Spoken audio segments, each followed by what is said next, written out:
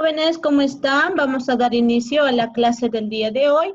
Vamos a avanzar lo que es el tema de cadenas epidemiológicas.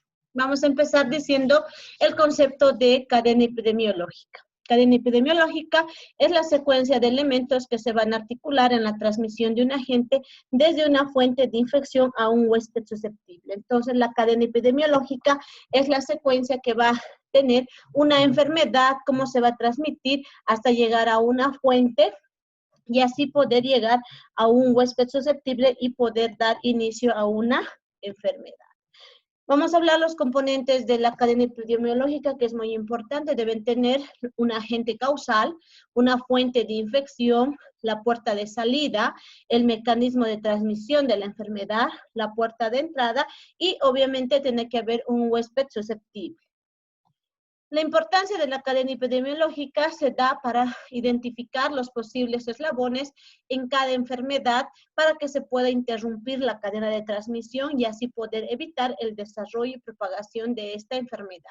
Entonces, en cualquier momento, conociendo la cadena epidemiológica de una enfermedad, podemos romper esa cadena y podemos evitar que se siga transmitiendo, podemos prevenir también a que la enfermedad se vaya propagando en distintas comunidades, en distintas regiones.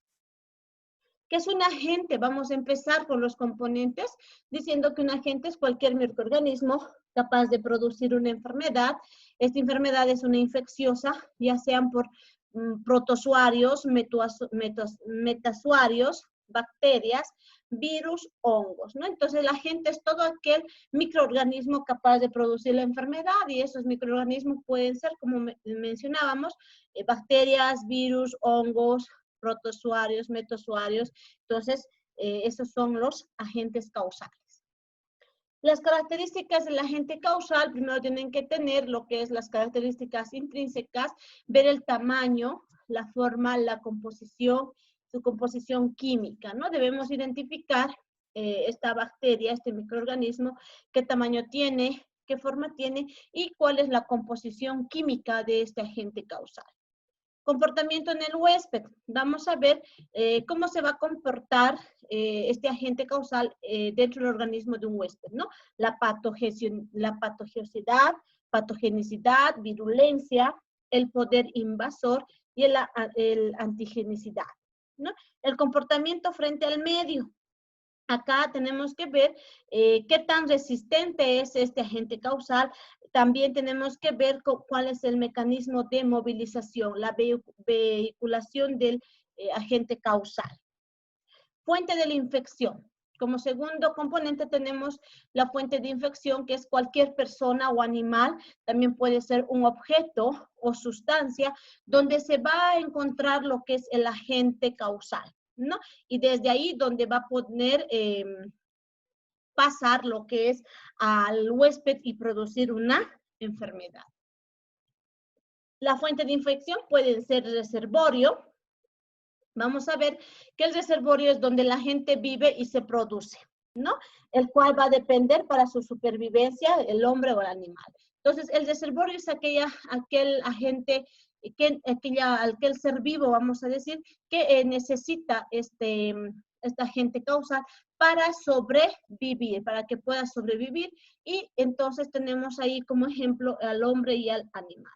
En el ambiente vamos a ver que constituye una fuente de reservorio, pero no va a poder sobrevivir, no va a poder multiplicarse en el medio ambiente. Entonces, lo más importante de una fuente de infección para la supervivencia de un agente causal es un reservorio. El reservorio humano puede ser un hombre enfermo. El hombre enfermo va a presentar lo que es toda la sintomatología de la enfermedad y también puede ser un hombre portador. Quiere decir que este hombre tiene la enfermedad, pero no va a poder presentar ninguna sintomatología, sino que el agente causal está dentro del cuerpo, pero él no manifiesta ningún tipo de sintomatología, ¿no? En el reservorio animal también puede ser de ambos, que puede ser el animal enfermo presentando sintomatologías o puede ser un animal portador sin presencia de ninguna sintomatología. La puerta de salida es el camino que va a tomar este agente causal para salir de la fuente, ¿no? Entonces, es el camino por donde va a salir este microorganismo, esta enfermedad, para que pueda contagiar. No puede ser a través del aparato respiratorio, el aparato digestivo, la piel, a través de la placenta, y también puede ser a través del tracto génito urinario, ¿no? Esas son las puertas de salida de un agente causal. El mecanismo de transmisión. El mecanismo de transmisión es el por el cual el agente se transmite desde la puerta de entrada o la puerta de salida del reservorio o la fuente, ¿no? Que va a ir a la puerta del huésped. Entonces, el mecanismo de transmisión es aquel camino por donde va a ir el agente causal hacia la puerta de salida para llegar lo que es a la puerta de entrada y así ingresar al huésped susceptible, ¿no? Entonces, en el mecanismo de transmisión tenemos la transmisión directa y la transmisión indirecta. En la transmisión directa necesitamos existe fuente y huésped, ¿no? Entonces, la transmisión directamente que no necesita ningún intermediario. En la transmisión indirecta va a haber una fuente, pero también existe un mecanismo o un eslabón intermediario para llegar al huésped. Este eslabón intermediario puede ser lo que son los vehículos, los vectores, el aire o algún objeto que puede llegar a ser un vehículo para llegar al huésped y producir la enfermedad. Ahora vamos a ver la transmisión directa. Vamos a ver que tenemos el contacto directo. En el contacto directo mencionamos el tacto, el beso y las relaciones sexuales. Acá en la transmisión directa también entra lo que es el rociado de las gotitas de fluido, ¿no? Puede ser en las conjuntivas, en la mucosa bucal o nasal. Estamos en la exposición directa de los tejidos susceptibles, ¿no? Entonces acá estamos hablando de lo que es el agente que vive en el suelo como ser de micosis, ¿no? Y también una transmisión directa a través de las mordeduras en el caso de una enfermedad de rabia. La transmisión indirecta, acá, se va a realizar mediante unos vehículos inanimados, objetos inanimados. Por ejemplo, vamos a hacer objetos o material de fotines o superficies contaminadas, ¿no? Cualquier material que sea contaminado, por ejemplo, un bolígrafo, la mano, saludar, un alimento. Entonces, esos son un ejemplo de transmisión indirecta. Puede haber vectores mecánicos o biológicos. Por ejemplo, también va a existir el agua, porque es una transmisión indirecta, el agua está contaminada, la leche, los alimentos que van a estar contaminados y también el aire. La puerta de entrada es la vía de acceso al huésped, ¿no? La puerta de entrada es aquel camino que va a tomar el microorganismo para llegar a ingresar al huésped susceptible. Pueden ser a través de las conjuntivas, aparato respiratorio, aparato digestivo, tracto genitourinario, heridas, mordeduras, se consideran como puertas de entrada. Ahora bien, hablamos del huésped susceptible. El huésped susceptible es aquel individuo blanco, aquel individuo elegido a través del agente en el cual se va a desarrollar una enfermedad transmisible. Para que sea un huésped, debe cumplir ciertas características. Por ejemplo, debe tener una edad, ¿no? Ahí buscamos las edades vulnerables más que todo, porque el microorganismo va a afectar más a las edades vulnerables. El estado nutricional, aquellas personas que no se encuentran con la alimentación adecuada y por tanto el sistema inmunológico está bajo. Condiciones de vida y de trabajo, personas que se encuentran estresadas, también es un individuo que está elegido como huésped para poder enfermarse o para poder dar paso al microorganismo.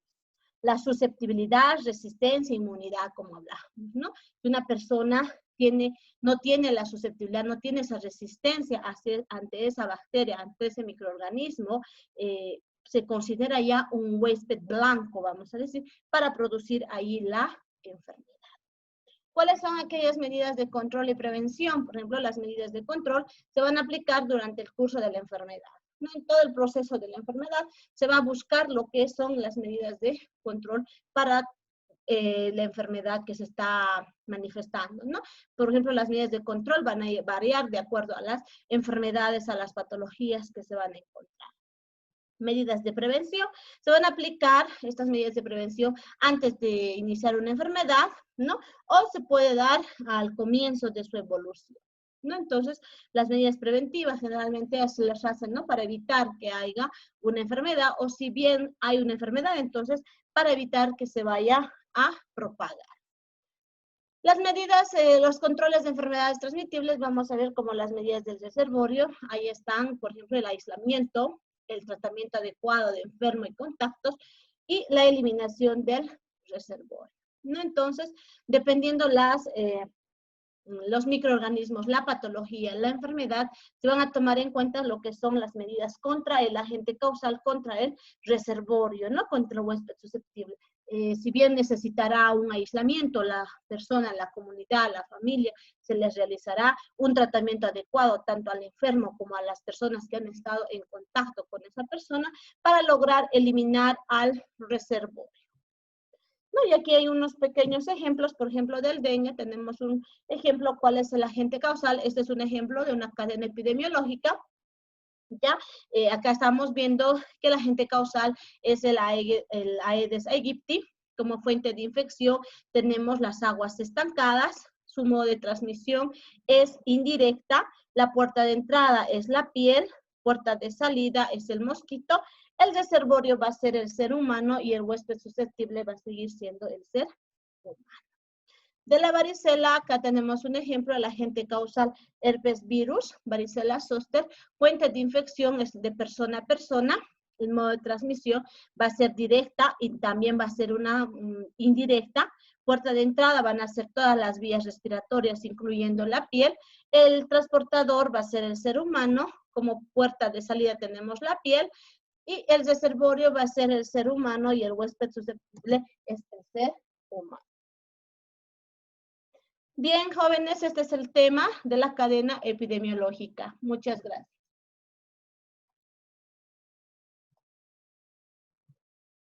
¿Qué tiempo llevas?